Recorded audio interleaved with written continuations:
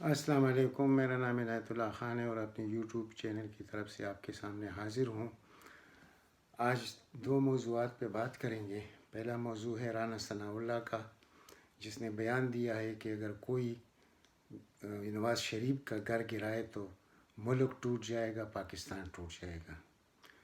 دوسری بات ہم کریں گے اس موضوع پر کہ اداروں کا امتحان شروع ہو چکا ہے۔ یعنی اب تفصیل سے میں کچھ بتانا چاہتا ہوں آپ کو۔ اگر آپ کو یاد ہوگا تو قومی اسمبلی کی فلور پر ایاز صادق نے کیا کہا تھا، سب آپ پلے لسٹ میں جا کے میری ویڈیو دیکھ سکتے ہیں۔ اس وقت میں نے یہ کہا تھا کہ اگر ان لوگوں کو نہیں روکا گیا تو یہ مسئلہ بڑھ جائے گا، اور ان لوگوں کو اگر پوچھنے والا کوئی نہیں ہے تو یہ روز بروز نئے لوگ ان میں پیدا ہوں گے اور پاکستانی ریاست پہ اٹیک کریں گے۔ اور اس کے بعد آپ نے دیکھا کہ ایاز صادق کے بعد جو دوسرا ہے میاں جاوید لطیف، اس نے کیا دھمکی دی۔ اس کے بعد جو دھمکیاں آنا شروع ہو گئے نواز شریف کی طرف سے، اس کی بیٹی کی طرف سے، بلکہ آپ ایک ایسا سمجھے کہ پورے نون لیگ اس وقت وہی کردار ادا کر رہا ہے جو عوامی لیگ نے مشرقی پاکستان میں ادا کیا تھا۔ تو اس وقت جب ہم نے یہ کہا کہ اداروں کا امتحان شروع ہوا ہے تو اس موضوع پہ بات کرنی ہے، یہ جو میں تفصیل سے آپ کے ساتھ کروں گا۔ دوسری بات ہم کریں گے کہ شہباز شریف کو کیسے ضمانت ملی، اور اب ایک جسٹس اسجد علی جس میں اللہ کا خوف اور ڈر موجود تھا، تو اس نے اتفاق نہیں کیا کیونکہ یہ 2 ممبر بینچ تھا، تو 2 میں سے ایک نے ضمانت دی، دوسرے نے اختلاف کیا۔ اب یہ ریفری جج کے پاس یہ مسئلہ جائے گا، تو اس پر بھی میں تفصیل سے آپ کے ساتھ بات کروں گا۔ اور جو فریال تارپور اور 3 اور ایم پی ایس کے خلاف یہ مقدمہ چلا گیا ہے ان کی نااہلی کا سپریم کورٹ میں، تو جیسے وہیں کیس ہے اثاثوں کو چھپانا اور کرپشن کرنا، جس میں نواز شریف تاحیات نااہل ہو چکے ہیں، تو ان چاروں کے سر پر بھی اب یہ تلوار لٹک رہی ہے۔ انشاءاللہ یہ بھی نااہل ہوں گے۔ تو یہ تو صرف ہم امید رکھ سکتے ہیں اس وقت سپریم کورٹ سے کہ اس میں جتنے ججز بیٹھی ہوئی ہیں، 17 میں سے 7-8 ایسے ججز بیٹھی ہوئی ہیں کہ انشاءاللہ وہ کبھی بھی کوئی غلط کام نہیں کریں گے، کسی کو ریلیف نہیں دیں گے۔ اس وقت سب سے جو بڑی دشمنی ہے اس ملک کے ساتھ، وہ اس بدماشیہ کو، ان ظالم لوگوں کو جنہوں نے پاکستان کو تباہ و برباد کیا ہے، ان کو ریلیف پر ریلیف مل رہا ہے۔ تو ان کی موجودگی میں کچھ امید اور آس بندی رہتی ہے۔ تو خدا کرے کہ اسی طرح اور بھی پیدا ہو، جیسے آج لاہور ہائی کورٹ میں اسجد علی جیسا جسٹس پیدا ہوا اور اس نے اختلاف کیا فیصلے سے کہ اس شخص کو ضمانت نہیں دی جا سکتی۔ تو ہم پہلے آتے ہیں رانا ثناء اللہ کی طرف کی۔ اس نے آج پریس کانفرنس کی اور اس نے کیا دھمکی دی ہے۔ اس نے ایک دھمکی دی ہے کہ اگر نواز شریف کا گھر جاتی عمرہ میں گرایا گیا، یعنی رائے ونڈ میں، تو اس سے پاکستان ٹوٹ جائے گا۔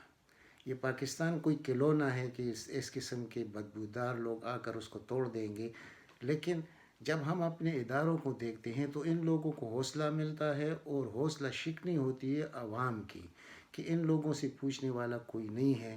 تو اب اس نے کیا دھمکی دی ہے؟ اس نے دھمکی دی ہے چیف سیکرٹری کو، آئی جی کو، اور جتنے مطلب محکمہ مال کے آفیسرز ہیں اور حکومت پنجاب کو، کہ آپ لوگوں نے بھی یہیں رہنا ہے اور آپ کے بچوں نے بھی یہیں رہنا ہے۔ جس نے نواز شریف کو تڑپایا ہم اس کو تڑپائیں گے، جس نے نواز شریف کو اذیت دی، تکلیف دی، تو ہم اس کے اولاد کو بھی دیں گے۔ یعنی کلی دم کی ریاست کو، یعنی ریاست نام کی چیز ان کے سامنے کوئی معنی رکھتا نہیں ہے، کہ ابھی تک ان کے ساتھ بہت زیادہ نرمی ہوئی ہے، اور اس نرمی سے پاکستان یعنی بہت زیادہ مشکلات میں گر گیا ہے۔ اس کا سمجھ بوجھ رکھنا، جن لوگوں کے پاس یہ سمجھ بوجھ ہے کہ وہ ان چیزوں کو سمجھتے ہیں کہ ایسے بیانات کس وقت دیے جاتے ہیں، کن کے اشاروں پہ دیے جاتے ہیں، اور پھر اس کا نتیجہ کیا نکلتا ہے، تو اگر وہ لوگ اس پہ خاموش رہیں گے تو عوام کی حوصلہ شکنی ہوگی، اور جب عوام کی حوصلہ شکنی ہوگی تو یہ پھر بہت بری طریقے سے، یعنی کہ یہ اس میں پھر اتنی وہ پڑ جاتی ہے، پھوٹ پڑ جاتی ہے اداروں کے اندر بھی تو پھر وہ سول وار والا مسئلہ جو پہلے میں نے آپ کو دیا تھا، وہ ایک ویلاگ میں آپ پلے لسٹ میں جا کے دیکھ سکتے ہیں کہ یہ تو اس وقت ہوگا یہ مسئلہ کہ جب آرمی 2 حصوں میں تقسیم ہو جائے گی. تو ان لوگوں کی کوشش کیا ہے؟ ان کی کوشش یہ تو سناتے ہیں ان اداروں کو جن کا نام میں نے ابھی دیا ہے، لیکن ان کا مقصد ہوتا ہے پاکستانی افواج کو اس طرح پیغام پہنچانا. تو ہمیں بھی معلوم ہے اور دنیا کو بھی معلوم ہے کہ افواج پاکستان الحمدللہ کتنی مضبوط فورس ہے اور اس کی قوت کیا ہے. ان کو اندازہ نہیں ہے جب یہ ایک ایسے چو کے سامنے اس کو لٹایا جائے گا، اس شخص کو، یہ منشیات فروش شخص، اور اس سے ابھی تک یہ باہر پھر رہا ہے، تو یہ پھر آپ کو نظر آ جائے گا کہ یہ کتنا چیخے مارے گا. اور آپ نے دیکھا تھا اس کو جو 10 دن گرفتار رہا تھا، اس کی کیا حال تھی. تو یہ کیا دھمکی دے گا، لیکن یہ دھمکیوں کی پیچھے حوصلہ شکنی اس کے ساتھ موجود ہے کہ عوام جب ان لوگوں کے بیانات کو دیکھتے ہیں تو ان کا دل بھی بھر جاتا ہے پاکستان سے. اور یہ اسی کو کہتے ہیں 5th جنریشن وار. تو اب 5th جنریشن وار پہ میں کیا تشریح کروں گا، وہ پہلے ویلاگز میں کر چکا ہوں. تو اسی چیز کی طرف یہ لوگ بڑھ رہے ہیں. یہ اس ملک کو اس وقت توڑنا چاہتے ہیں. ان کو معلوم ہے کہ موجودہ قیادت کے ہوتے ہوئے، افواج پاکستان کے ہوتے ہوئے، ڈیپ سٹیٹ کے ہوتے ہوئے، یہ لوگ کبھی بھی زندگی میں اقتدار میں نہیں آ سکتے. اور یہ لوگوں کو ڈرا رہے ہیں، اداروں کو، کہ ہمارا نمبر آنے والا ہے. میں آپ کے ساتھ یہاں ایک وعدہ کرتا ہوں کہ اگر کبھی زندگی میں یہ لوگ واپس آئے تو میں کبھی بھی آپ کے سامنے نہیں آؤں گا، کبھی ویلاگ نہیں کروں گا، کبھی کسی چیز کا نام نہیں لوں گا. میں یہ نہیں کہتا کہ میرے پاس کوئی غیب کا علم ہے، لیکن جو کچھ انہوں نے اس ملک کے ساتھ کیا ہے، تو یا تو پاکستان رہے گا یا یہ 2 خاندان، یہ بار بار میں کہتا ہوں، یا یہ 2 خاندان اقتدار میں آئیں گے. ایسے ہوگا نہیں، نہ کبھی ہو سکتا ہے. لیکن اس وقت جو کرنا چاہیے وہ یہ کرنا چاہیے کہ یہ اس ملک سے انہوں نے مزاج بنایا ہوا ہے، کیونکہ ان کو سزا ملی نہیں ہے. انہوں نے اگر قتل کیے ہیں ماڈل ٹاؤن میں 16 لوگوں کو، جس میں خواتین شامل تھے، حاملہ خواتین کے جبڑوں میں گولی ماری گئی ہیں، 100 کو شہید کیا گیا ہے. تو اگر ان کے ساتھ اس پر بھی کچھ نہیں ہوا، اس کے بعد ملک کے خلاف انہوں نے جو بیانات دیے اور ان کے لیڈر نے لندن میں بیٹھ کر جو بغاوتی اعلانات کیے ہیں، اس کے ساتھ کچھ نہیں ہوا، اس کی لڑکی کے ساتھ کچھ نہیں ہوا. ان کے یعنی جاوید لطیف نے جو بیان دیا کہ ہم پاکستان کپے کا نعرہ نہیں لگائیں گے، ابھی روپوش ہے، وہ کہتے ہیں میں بیمار ہوں، بے غیرت آدمی، اب سامنے آ جاؤ، اب اس کے پکڑنے کا وقت ہے. یہ لوگ سب اندر جائیں گے، یہ آپ کو انشاءاللہ میں دکھاؤں گا اور بہت جلد آپ دیکھ لیں گے. اور یہ پارٹی ایک پارٹی بھی نہیں رہے گی. یہ نون شیم میم میں کہاں کہاں تقسیم ہوگی یہ پارٹی. یہ جو موجودہ بغاوت ہے، یعنی ایک بغاوت تو میں اس کو نہیں کہتا، جو موجودہ اختلافات ہے پی ٹی آئی کے اندر، انشاءاللہ یہ بھی حل ہو جائیں گے. یہیں وزیر اعظم رہے گا اور یہ اسی نے ٹھیک کرنا ہے، اللہ کی طرف سے ٹھیک ہوگا. لیکن وہ کام لیا جائے گا عمران خان سے. یہ ان لوگوں کی چیخیں اس سے اور بھی بڑھیں گے. تو اس سے پہلے کہ ان کی آوازیں اور بلند ہوں ریاست کے، تو اداروں کو اب سوچنا پڑے گا کہ اور کتنا صبر آپ کریں گے. خصوصاً عدلیہ کو. میں ہر وقت یہ جو بات کرتا ہوں، میں عدلیہ کوئی دشمن نہیں ہوں. جس ملک کی عدلیہ آزاد ہو، انصاف پر فیصلے کرے، تو اس ملک کے ساتھ کوئی کچھ نہیں کر سکتا. چرچل کے پاس جب اپنا چیف آف سٹاف آیا کہ ہم تو شکست کھا چکے ہیں، جنگ عظیم دوم کی بات میں کر رہا ہوں، تو برطانیہ کا وزیر اعظم تھا چرچل. تو اس نے صرف ایک سوال پوچھا کہ کیا ہماری عدالتیں اپنی جگہ صحیح کام کر رہے ہیں؟ تو اس کا جواب تھا کہ بالکل صحیح. تو اس نے کہا جائے پھر دنیا میں کوئی طاقت برطانیہ کو شکست نہیں دے سکتا اگر ہماری عدالتیں اس طرح صحیح مستحکم پوزیشن پہ کھڑے ہیں. تو ہم یہی جو روز عدلیہ کا نام لیتے ہیں، یہ اس لیے نہیں لیتے کہ ہم عدلیہ کے دشمن ہیں، لیکن ہم دیکھ رہے ہیں کہ ہماری عدلیہ ان بدماشوں، ان چوروں، لٹیروں، ڈاکوں، قاتلوں کے ساتھ ملی ہوئی ہے. ہمیں صاف نظر آ رہا ہے. جس طرح دن کی روشنی میں ہمیں سورج نظر آتا ہے، اسی طرح اس عدلیہ کا کردار ہمارے سامنے ہے، اسی طرح اس نیب کا کردار ہمارے سامنے ہے. تو اب انشاءاللہ یہ تبدیلی یہ ان کی مرضی سے نہیں ہوگی. یہ اس کی جو لفظ استعمال یوز ہوتے ہیں نا کہ ڈیپ سٹیٹ، اب ان کو ہوش آ چکا ہے کہ یہ سب کو کیسے ٹھیک کرنا ہے. یہ ابھی آہستہ آہستہ، لیکن اس میں جتنا دیر ہوگا اتنا پاکستان کا نقصان ہوگا. اس لیے اس کے نظام کو گرانا پڑے گا. یہ نظام اور مزید نہیں چل سکتا، کیونکہ ان دو خاندانوں کے جتنے پیروکار ہیں، جتنے ان کے یعنی اس کے اپنے لوگ ہیں، وہ ہر ادارے میں وہ لوگ موجود ہیں. ایک طرف ایک وزیر اعظم ہے پاکستان کا، اور دوسری طرف یعنی آن دا گراؤنڈ جو ریئل حکومت ہے وہ ان لوگوں کی ابھی بھی ہے. اور ابھی بھی یہ لوگ اپنی پوزیشن مستحکم پوزیشن پر ہے. وہ کیوں ہیں؟ اس ہماری عدلیہ کی وجہ سے، ہمارے نیب کی وجہ سے، ہمارے جتنے آئینی ادارے ہیں ان کی وجہ سے یہ لوگ ابھی تک بچے ہوئے ہیں اور پاکستان کو گالیاں دیتے ہیں اور پاکستان کو توڑنے کی کوشش کرتے ہیں. اب جیسے ہوا ٹی ایل پی یعنی لبیک تحریک کے ساتھ کہ اس پر پابندی بھی لگائی گئی، وہ لوگ ابھی آپ دیکھیں نظر بھی نہیں آئیں گے، اور آپ دیکھیں گے کہ آئندہ یہ اس طرح کا کوئی کام کر بھی نہیں سکیں گے. جب ریاست ایک فیصلہ کر لے تو پھر اس کے سامنے کوئی نہیں ٹھہر سکتا. تو ان کا بھی ٹائم آنے والا ہے نون کا. اب نون پر پابندی لگنی ہوگی. اگر یہ عوام کا فیصلہ ہے، آپ نے سوشل میڈیا دیکھا ہوگا آج کیا کچھ تھا اس میں. لوگ کیا چاہتے ہیں؟ لوگ چاہتے ہیں کہ جس طرح ان کے ساتھ ہوا سب سے پہلے ان کے ساتھ ہونا چاہیے تھا. اگر وہ چھوٹا گروپ ہے تو اس پر تو آپ لگا رہے ہیں، تو ان پر نہیں. یہ تو ان سے بہت کمزور لوگ ہیں یہ مسلم لیگ نون والے، یہ تو کچھ بھی نہیں ہے.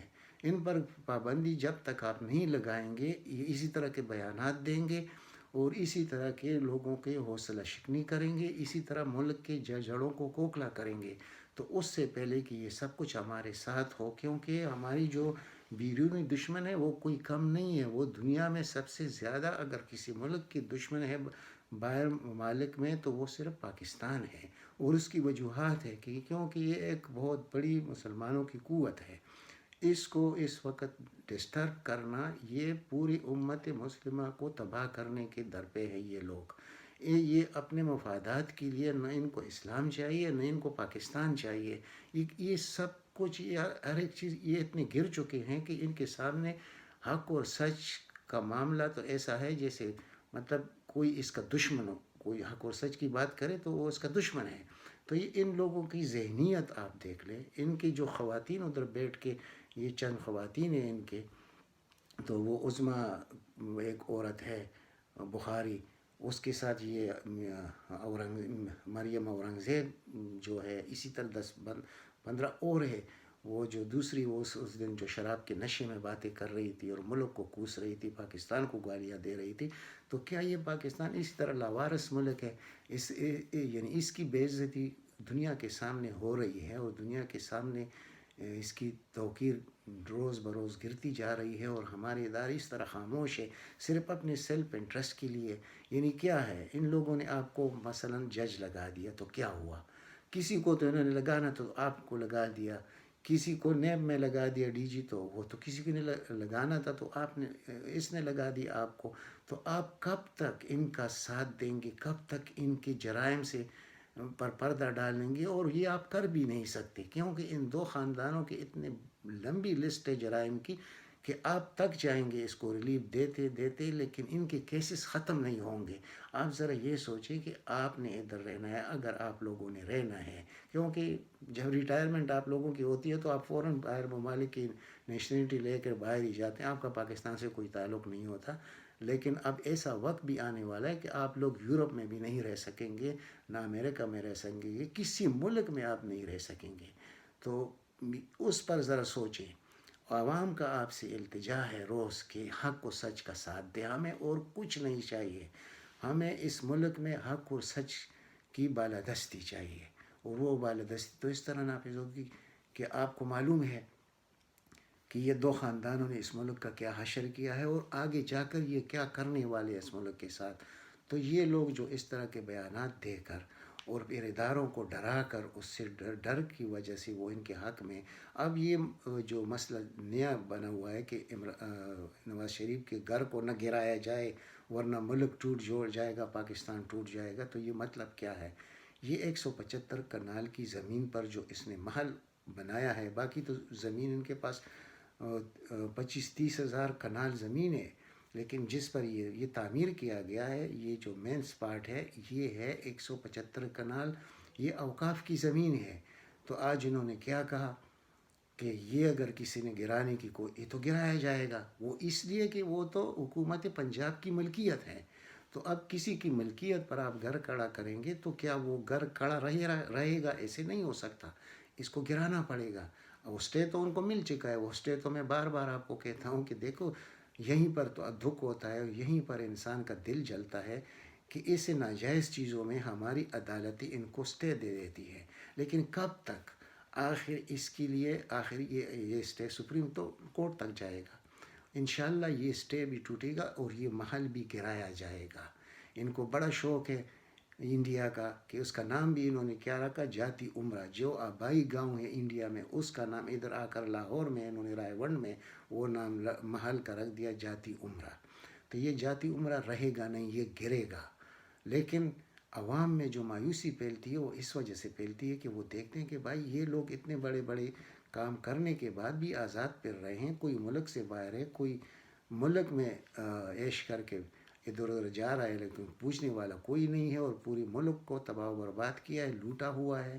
تو اب جیسے یہ کوکر پیلس تھا لاہور میں، اس پہ بھی اسٹے مل گیا، وہ بھی ناجائز اسی طرح بنا ہوا ہے۔ دیکھیں یہی چیزیں ہیں جو انصاف نہیں ہے اس ملک میں۔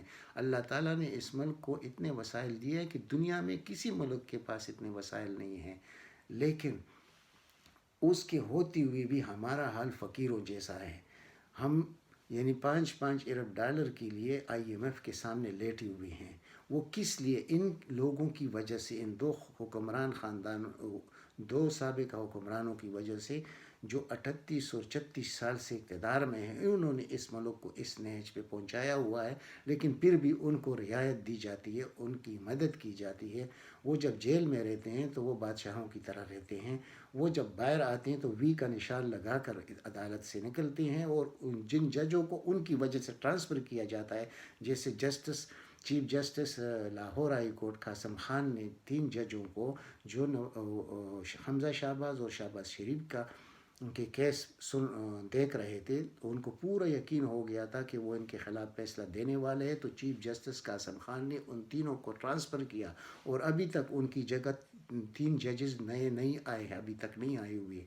تو آپ اندازہ لگائیں کہ یہ ملک سے انہوں نے کیا بنا دیا ہے۔ یعنی جس ملک میں آئین اور قانون کی حکمرانی نہ ہو، انصاف نہ ہو، تو اس ملک میں کہاں تک وہ سروائیو کرنا ہے۔ تو اب سوچنا ہے عوام کو، اب سوچنا ہے ان لیڈران کو جو خود کو محب وطن سمجھتے۔ ابھی تک تو میں نے کسی کو نہیں دیکھا، وہ ایک نام آتا تھا سراج الحق کا، تو وہ کچھ اور نکلا بیچ میں۔ تو ہمیں تو نظر نہیں آ رہا کہ لیڈروں میں کوئی ایسا ہو، صرف اس ایک شخص کی وجہ سے، اس سے ہمیں کوئی مفادات نہیں ہے جو موجودہ وزیر اعظم ہے، لیکن خدا کی قسم اگر کوئی اور ہوتا تو ہم اس کا بھی نام لیتے۔ لیکن اس وقت ہمارے پاس جو اللہ کی طرف سے ایک فضل ہوا ہے اس شخص کی شکل میں کہ عمران خان جیسا شخص اس وقت، حالانکہ وہ کر کچھ نہیں سکتا، اس کے ہاتھ بندھی ہوئی ہیں، اور وہ کتنی دفعہ بار بار کہنے کی ضرورت نہیں ہے کہ ہاتھ کیوں اس کے بندھی ہوئی ہیں، تو وہ آپ کو بھی معلوم ہے، ہمیں بھی معلوم ہے۔ تو وہ جو کچھ کرنا چاہتا ہے وہ کر نہیں سکتا۔ اس کا مقصد یہ نہیں ہے کہ وہ نہیں چاہتا، وہ سب کچھ چاہتا ہے، اور یہی ہے کہ نیت صاف ہے، ایمان صاف ہے، امانت دار ہے، تو وہ کامیاب نہیں ہوگا تو پھر اس ملک کا کیا حشر ہوگا۔ ابھی ایک خوشی کی بات ہے ادھر، میں وہ بھی آپ کے ساتھ شیئر کرنا چاہتا ہوں کہ انشاءاللہ جہانگیر ترین اور عمران خان کی ملاقات ہو جائے گی۔ جن لوگوں نے غلط فہمیاں پیدا کی ہیں، ٹھیک ہے، جو اس کے جرائم اگر ہوئے تو وہ تو اس کے ساتھ ہوگا، حساب کتاب ہوگا، کیونکہ یہ تو وعدہ ہے وزیر اعظم کا کہ میں اپنے کسی بھائی کو بھی ریلیف نہیں دوں گا جس نے ملکی مفادات کے خلاف کام کیا ہو یا ملک کو لوٹا ہو۔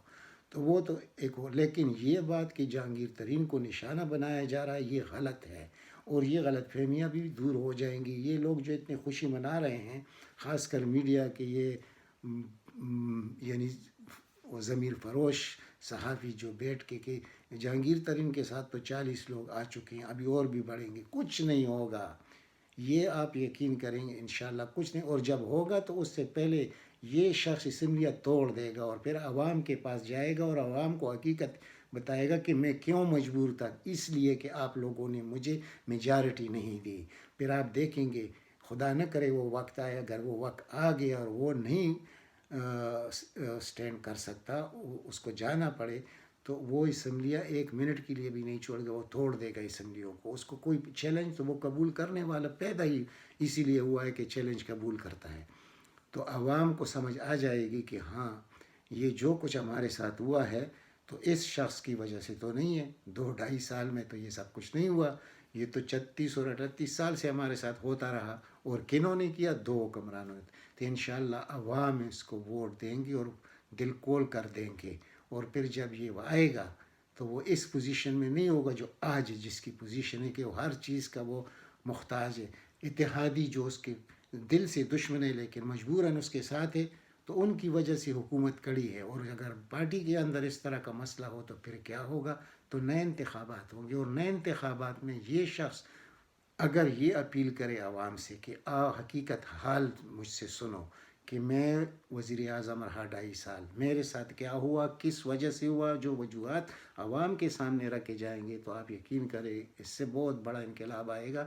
اور آج میں دوبارہ کہتا ہوں کہ یہ جو اوورسیز لوگوں کی ووٹنگ ہے اس پر فوراً کام شروع ہونا چاہیے، کیونکہ اس سے کم از کم 20 حلقوں پہ فرق پڑے گا. ہر حلقے میں کم سے کم 15 سے 16 ہزار ووٹ، جو اتنی ہی ووٹ ہوتے ہیں جیتنے اور ہارنے کے لیے.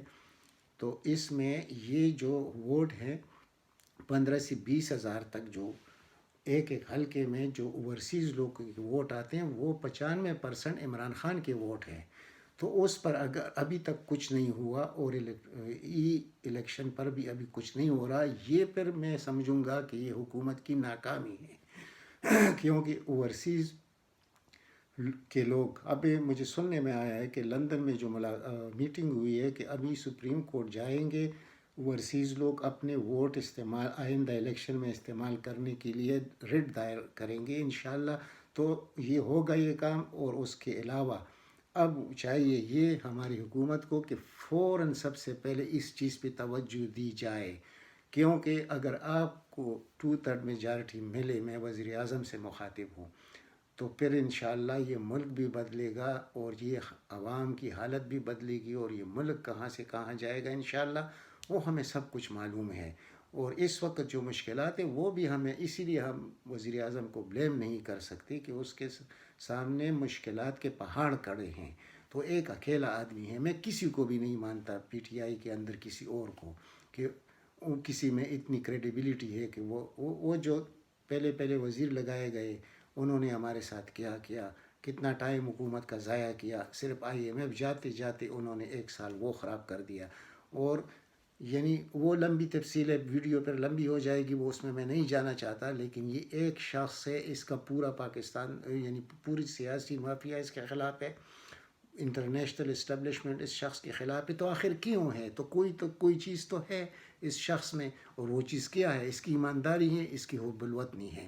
اگر یہ 2 چیزیں آپ لوگوں کو پسند ہیں تو ابھی سے آپ یہ ارادہ کریں کہ اگر آپ کو بات سمجھ آ رہی ہے، آپ سمجھتے ہیں کہ کیوں یہ شخص اتنے مشکلات میں ہے، یہ ملک میں اتنا لوٹ کسوٹ اور یہ اتنی زیادہ مہنگائی کس وجہ سے، اگر ان 2-3 چیزوں کو ریکگنائز کرا سکیں اور لوگوں کو سمجھا سکیں تو آپ یقین کریں کہ یہ شخص بہت بڑی میجارٹی کے ساتھ واپس آئے گا جب بھی ہوا الیکشن، اور پھر یہ ملک بنے گا. ایسے نہیں بنتا ملک کہ یہ آپ نے اس کو دیا کیا ہے 116 سیٹیں، جہاں حکومت بنتی 147 سیٹوں سے، تو اس کو آپ نے دیے تھے 116 سیٹ. تو 116 سیٹ سے وہ جا کے پورے پاکستان کا وہ میجر آپریشن کرے گا؟ یہ نہیں ہو سکتا. اور وہ ویسے بھی آپ کو پتہ ہے کہ 18ویں ترمیم کے بعد یہ اس یعنی وزیر اعظم کے ہاں کتنے اختیارات ہیں اس کے پاس. تو اس لیے خدا کے لیے عوام کو سمجھائیں، عوام کو ایجوکیٹ کریں کہ یہ جو کچھ ہو رہا ہے کس وجہ سے ہو رہا ہے. یہ آپ لوگوں کی بہت بڑی قربانی ہوگی. میں ابھی آپ سے اجازت چاہتا ہوں. اللہ تعالیٰ آپ سب کو اپنے حفظ امان میں رکھے. اس چینل کو سبسکرائب کرے، زیادہ سے زیادہ شیئر کرے تاکہ عام آدمی تک میری بات پہنچ سکے. والسلام.